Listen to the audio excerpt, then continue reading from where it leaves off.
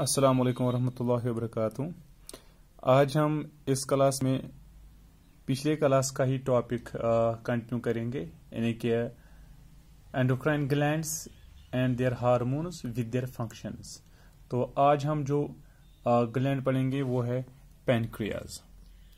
Pancreas जो होता है ये एक इलोंगेटेड येलोविश स्ट्रक्चर होता है, एक लीफ लाइक स्ट्रक्चर होता है ये, and it is present between the stomach and intestine, यानी कि स्टोमक के नीचे से होता है और इंटेस्टाइन के ऊपर।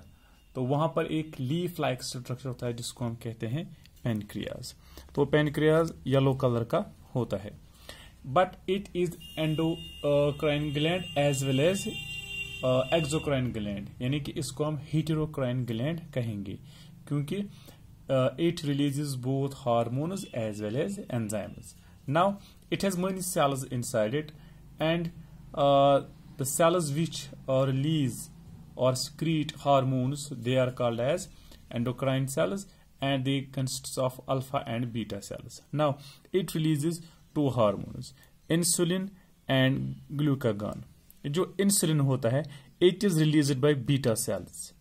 तो इंसुलिन जो होता है इसका फंक्शन क्या होता है, it decreases blood glucose level, यानी कि जब हम खाना खाते हैं, कोई भी फूड खाते हैं, जब ये डाइजेस्ट होता है तो एंड में इसको शुगर बन जाता है, ग्लूकोज बन जाता है, तो वो ब्लड में चला जाता है। तो ब्लड में जब ये इसकी लेवल इंक्रीज होती है तो वहां पर इंसुलिन इसको डिक्रीज करता है, यानी कि अपने नॉर्मल लेवल पे ले आता है, और इंसुलिन इस ब्लड ग्लूकोज को ग्लाइकोजन में कन्वर्ट करता है। इसलिए हम देखते हैं जो पेशेंट्स डायबिटिक होते हैं, जिनमें इंसुलिन की डिफिशिएंसी होती है, तो उनको हम इंसुलिन इंजेक्शन देते हैं, क्योंकि अगर इंसुलिन की डिफिशिएंसी होगी तो वहां पर ब्लड ग्लूकोज लेवल जो होगी वो डिक्रीज नहीं होगी, that will be increased, and at that time the glucose will be secreted through urine, and that disease is called as diabetes mellitus, यानी कि डायबिटीज मिलिटस उसको कहते हैं। हमने पहले पढ़ी थी diabetes insipidus, and that is due to the deficiency of ADH hormone. Now here it is diabetes mellitus, and it occurs due to deficiency of insulin. तो यहाँ पर एक पेशेंट में जिसको ये डायबिटीज होगी उसको यूरिन के साथ ग्लूकोज लॉस होता है। तो अब उनको हम क्या कहते हैं, उन पेशेंट्स को we give them artificial insulin injections. ये आपका टेक्सचुअल क्वेश्चन भी है कि why we give some patients insulin injections. तो क्योंकि उनमें इंसुलिन जब डिफिशिएंसी होगी तो वहां पर इंसुलिन नहीं होगा, तो उसको हम इंसुलिन इंजेक्शन इसलिए कहते हैं ताकि वो ब्लड में जो ग्लूकोज लेवल होगी वो डिक्रीज करेगा, तो उसको कन्वर्ट करेगा ग्लाइकोजन में, और वहां पर यूरिन के साथ ग्लूकोज फिर रिलीज नहीं होगा। तो इट इज इंसुलिन। इस दूसरा है ग्लूकागॉन। जो ग्लूकागॉन है ये इसके अपोजिट में काम करता है, इंसुलिन के अपोजिट में। Glucagon it is secreted by the alpha cells. तो ये क्या करता है, it increases blood glucose level. तो ये ग्लाइकोजन को ब्रेक डाउन करता है ग्लूकोज में, means it increases the blood glucose level, it acts against the insulin. तो उसके बाद है टेस्टिस। नाउ टेस्टिस जो होते हैं दीज आर टू, और we can say appear oval and pinkish like structures which are present only in the males. ये सिर्फ मेल्स में होते हैं, and they are extra abdominal, means they lie outside the body in a pouch like structure which is called as scrotum. तो ये outside body में पाए जाते, outside the body in the scrotum between the legs, क्योंकि इनको temperature जो होता है बॉडी उसमें इनको 1-2 डिग्री कम होना चाहिए, इसीलिए ये आउटसाइड बॉडी में पाए जाते हैं ताकि इनको थोड़ा टेम्परेचर बॉडी से कम मिले। ये जो टेस्टिस होते हैं it releases a hormone that's called as testosterone. Testis release the hormone which is called as testosterone. This testosterone is very much important in the males, it is only because it helps in the spermatogenesis, formation of sperms, यानी कि male gamete जो होता है उसको बनने में ये मदद करता है.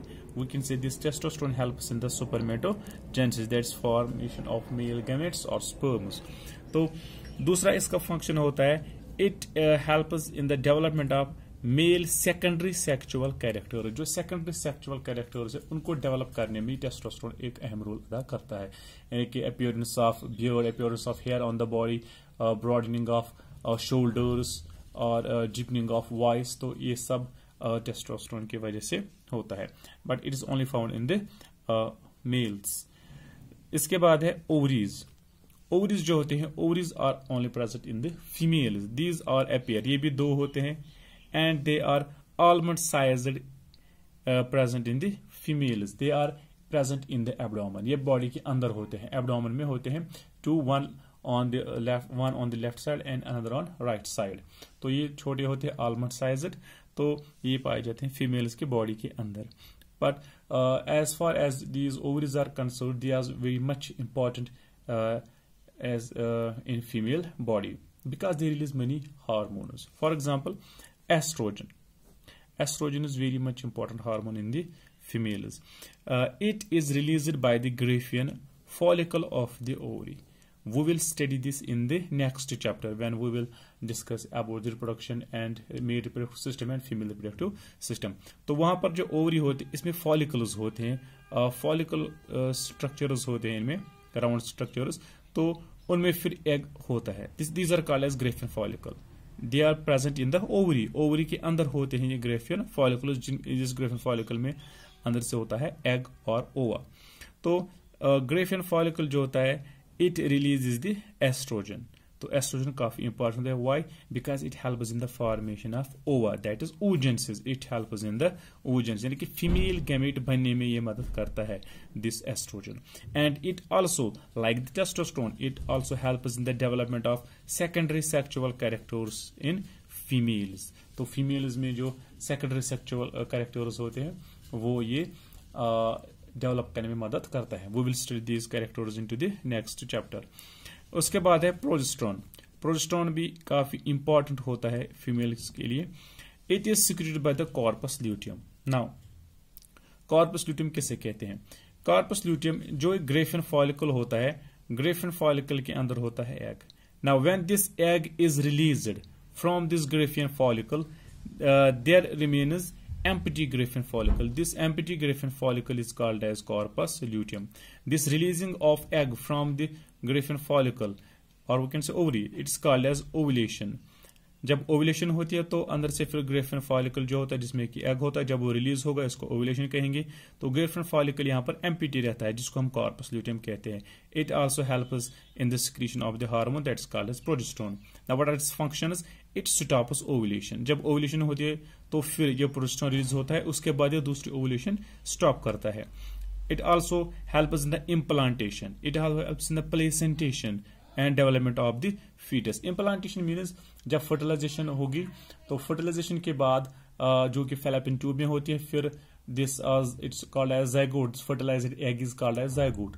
Then zygote proceeds into the uterus and that gets implanted attached to the uterus, which is called as implantation. Progesterone helps in the implantation.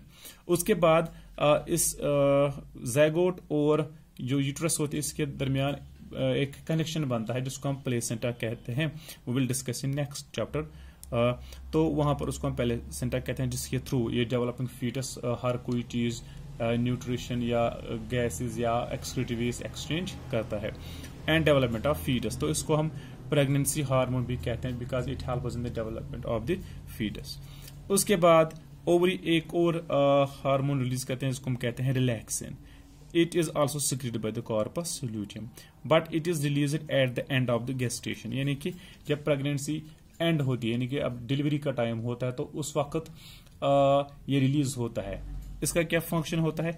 It widens pelvis. तो जो पेल्विक बोन्स होते हैं इसको ये वाइडन करते हैं, लैक्स करते हैं इनके मसल्स को, ताकि इजी बर्थ हो चाइल्ड की. We can say it helps in the widening of pelvis and helps in the child birth. तो these are the hormones of the ovaries. Now इसके बाद एक और छोटा ग्लैंड है जिसको हम कहते हैं pineal gland. This pineal gland is very small and it is reddish gray in color.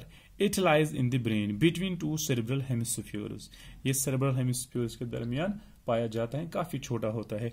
तो it releases a hormone which is called as melatonin. तो ये melatonin हार्मोन रिलीज करता है. तो इस melatonin का फंक्शन क्या होता है? It lightens the skin. इस स्किन को लाइट करता है. And it also helps in the working of gonads. Ovaries and testes are also called as gonads. तो इनको भी ये मदद करता है. Pineal gland release the melatonin hormone which lightens the skin and helps in the working of gonads.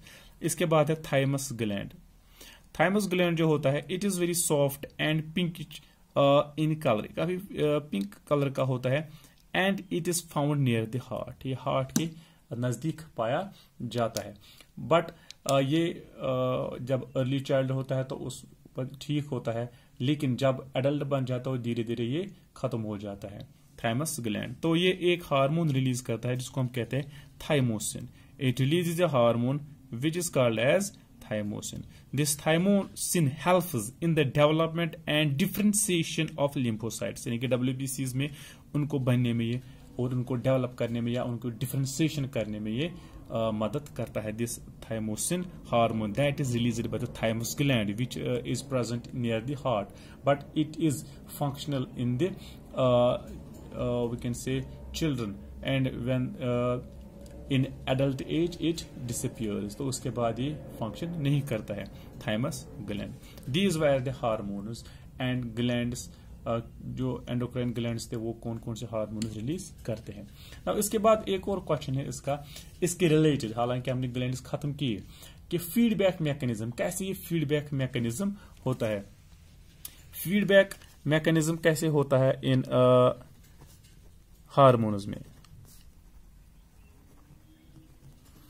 यानी कि हमने पढ़ा अगर कोई हार्मोन ज्यादा रिलीज होगा तो उससे भी प्रॉब्लम होगी, अगर कोई हार्मोन कम रिलीज होगा तो उससे भी प्रॉब्लम होगी. फॉर एग्जांपल अगर इंसुलिन जो है अगर ये ज्यादा रिलीज होगा, if there is excess release of this insulin, अगर इंसुलिन ज्यादा होगा तो क्या होगा, ब्लड ग्लूकोज लेवल काफी कम होगी, because it converts blood glucose into the glycogen. तो वहां पर क्या होगा, वहां पर कोमा में जा सकता है. अगर इसकी एक्सेस होगी तो जो पेशेंट होगा वो कोमा में जा सकता है. लेकिन अगर इस इंसुलिन की डेफिशिएंसी होगी तो वहां पर क्या होगा, वहां पर डायबिटीज होगी, डायबिटीज मिलिटस जो हमने अभी देखा, या कोई भी हार्मोन, थायराइड ग्लैंड ज्यादा होगा या उसके कम होगी तो देयर इज प्रॉब्लम. तो वहां पर क्या होना चाहिए, हर एक हार्मोन जो होता है इसकी टाइमिंग और इसकी कंसंट्रेशन ये रेगुलेटेड होना चाहिए. इसको हम फीडबैक मैकेनिज्म कहते हैं, और जो कि हार्मोन्स खुद फीडबैक मैकेनिज्म के थ्रू मेंटेन करते हैं. तो इसका हम ये या हमने देखा था ग्रोथ हार्मोन अगर ज्यादा होगा तो गिगैंटिज्म होगी, अगर कम होगा तो ड्वार्फिज्म होगा. यानी कि हर कोई हार्मोन जो है वो एक प्रिसाइज क्वांटिटीज में सिक्रीट होना चाहिए. इसकी टाइमिंग और इसका जो अमाउंट होता है वो बराबर होना चाहिए, एडुकेट होना चाहिए. इसमें ज्यादा ना होना चाहिए ना ये कम होना चाहिए. तो इसको हम फीडबैक मैकेनिज्म के थ्रू कंट्रोल करते हैं. They are control by the hormone themselves. For example will take an example. अगर हम थायराइड स्टिमुलेटिंग हार्मोन या थायराइड की बात करेंगे, थायरोक्सिन हार्मोन की बात करेंगे. Let's take the example of thyroxine. Thyroxine कैसे रिलीज होता है, वी नो. पहले हाइपोथैलेमस जो होता है, hypothalamus releases the thyroid releasing factor या थायराइड रिलीजिंग हार्मोन. ये this is the hormone that is released by hypothalamus. It will stimulate pituitary gland. तो जब पिट्यूटरी ग्लैंड को स्टिमुलेट करेगा then pituitary gland will secrete hormone that's called as thyroid stimulating hormone. Now pituitary gland ने stimulate हो गए TSH thyroid stimulating hormone release किया. अब जब ये रिलीज होगा तो उससे क्या होगा, it will this TSH will stimulate thyroid gland. तो ये थायराइड ग्लैंड को स्टिमुलेट करेगा and this thyroid gland will release the hormone thyroxine. Thyroxine जो होता है it helps in the metabolism carbohydrate, protein and fats. तो वहां पर जब ये रिलीज होगा तो ये अपना फंक्शन करेगा। लेकिन अब जब इसकी कंसेंट्रेशन ज्यादा होगी ब्लड में तो अब ये क्या करेगा? Now this thyroxine itself it will give feedback to the hypothalamus and it will inhibit hypothalamus to stop releasing of thyroid releasing factor। तो जब इसको इनहिबिट करेगा कि ये रिलीज ना करे थायराइड रिलीजिंग फैक्टर को, जब ये रिलीज नहीं होगा तो इसे क्या होगा? पिट्यूटरी ग्लैंड स्टिमुलेट नहीं होगा। जब पिट्यूटरी ग्लैंड स्टिमुलेट नहीं होगा तो जो थायराइड स्टिमुलेट है ये रिलीज नहीं होगा। जब ये रिलीज नहीं होगा तो ये स्टिमुलेट नहीं होगा तो इसकी कंसंट्रेशन ऑटोमेटिकली स्टॉप हो जाएगी।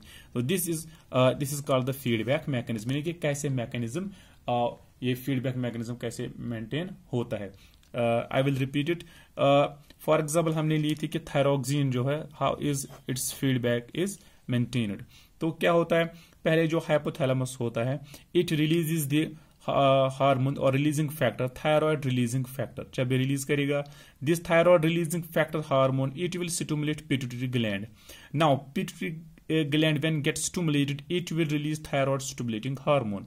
When thyroid stimulating hormone will be released it will stimulate thyroid gland that is present in the neck. जब thyroid gland stimulate होगा it will release its hormone thyroxine और calcitonin. Now जब इसकी concentration ज्यादा होगी thyroxine की it will inhibit the secretion of thyroid releasing factor from the hypothalamus। तो ये इसको इनहिबिट करेगा ताकि हाइपोथैलेमस स्टॉप करे रिलीजिंग किसकी?